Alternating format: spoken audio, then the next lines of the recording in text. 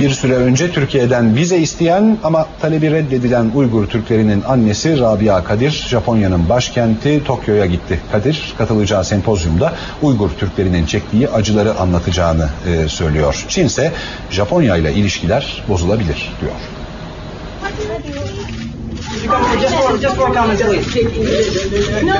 Japonya'ya geldim.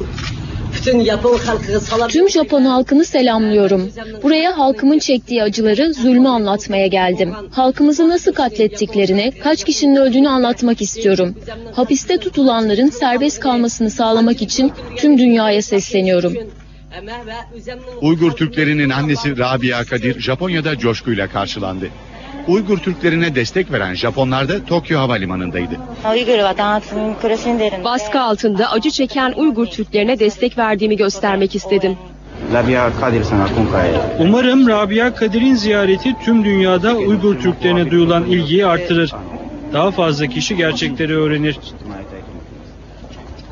Çin ise ziyarete tepkili. Kadir'in Çin-Japon ilişkilerine zarar verebileceği uyarısında bulunuyorlar. Pekin sokaklarında da rahatsızlık var. Ülkemizin birlik ve beraberliği göz önüne alındığında bu kişilere konuşma imkanı sunulmaması gerektiğini düşünüyorum. O bunu hak etmiyor. Çin, Amerika Birleşik Devletleri'nde sürgünde yaşayan Rabia Kadir'i Şincan özerk bölgesinde 5 Temmuz'da yaklaşık 200 kişinin öldüğü şiddet olaylarını planlamakla suçluyor.